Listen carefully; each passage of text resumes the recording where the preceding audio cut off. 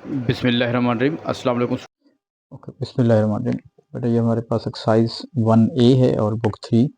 इसमें question number हम 6 कर रहे हैं। यहाँ पे है कि simplify of each of the following.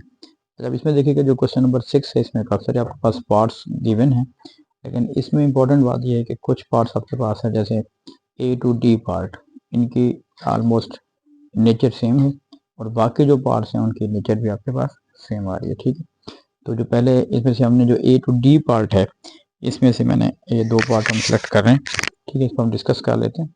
देखिए इसमें जो आपका फर्स्ट पार्ट आपके पास आ रहा है ए पार्ट सिंप्लीफाइड।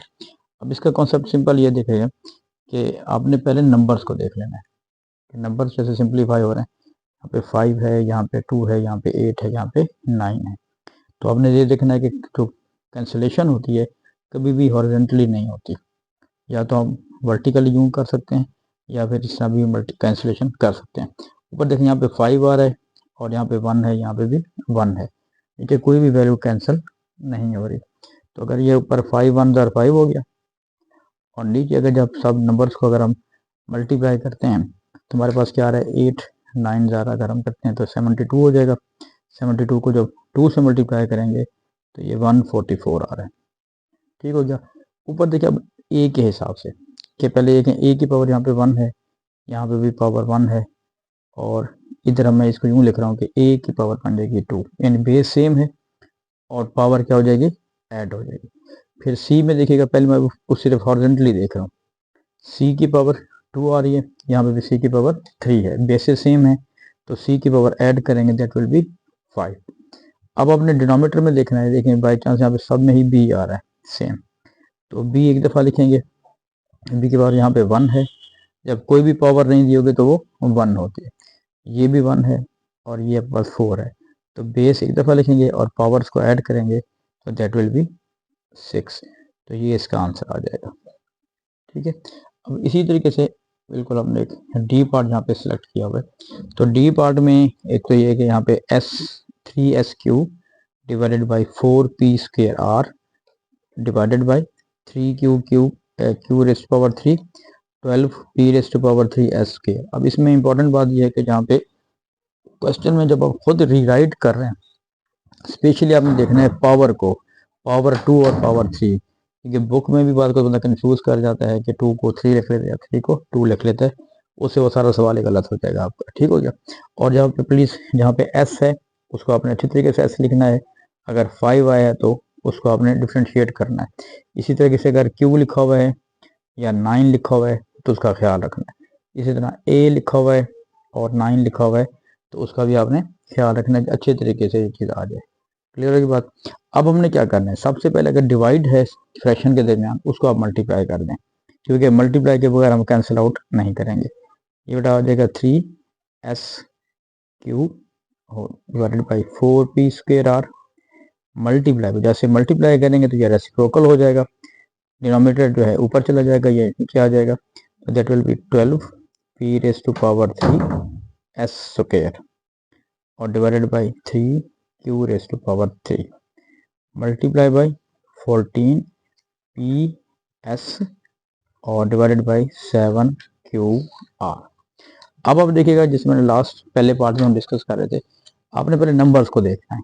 ठीक है, नंबर्स में क्या होगा देखें, ये 3 इस 3 से कैंसिल आउट हो रहा है, 4 1 दर 4 3 दर कैंसिल हो रहा है बेटा, और 7 1 दर और 7 2 दर। तो अब आप ऊपर देख रहे हैं नंबर्स में यहाँ 3 बच गया, यहाँ पे 2 बच गया, 3 2 दर 6 और यहाँ पे आपके पास ये सारे 1 1 आ रहे हैं, तो नीचे कुछ भी नंबर नहीं आ रहा।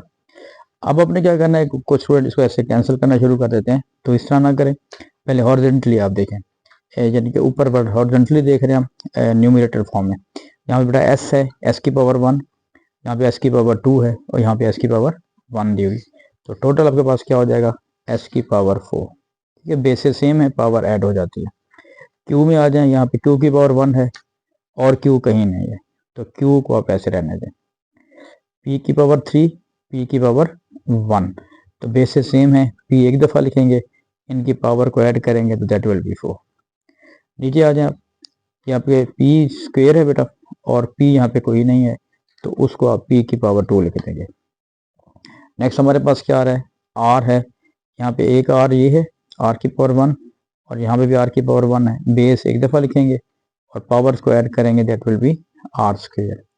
नेक्स्ट हमारे पास क्या लिखा हुआ है, क्यू रेज़ टू पावर 3 और क्यू रेज़ टू पावर 1। तो बेसिस क्यू आ गई, एक दफ़ा लिखेंगे और इन दोनों पावर्स को ऐड कर देंगे, 3 + 1 दैट विल बी 4। ठीक हो गया यहाँ तक। अब इसमें अगर हम इसको वैसे कैंसिल आउट करना शुरू कर दें तो यहाँ पे बात मिस्टेक हो जाती है।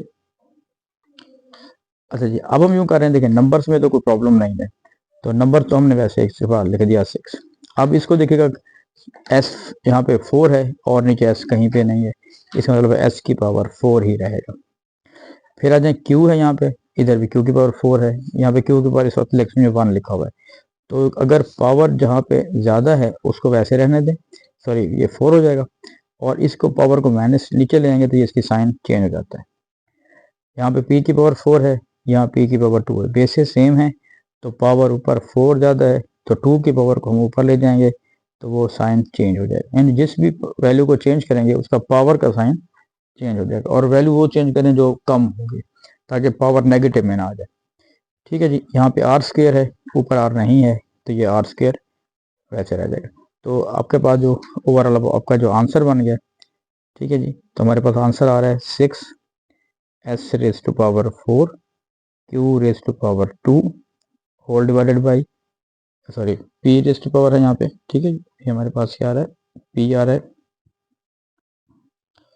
ये बन जाएगा हमारे पास p रेज़ टू पावर 2 और q रेज़ टू पावर 3 और r का स्क्वायर, ये आपके पास आंसर आ जाएगा। ठीक है, और ये हमारे पास इसके क्वेश्चन के जो हैं ये 4 पार्ट्स बिल्कुल इसी टाइप के हैं।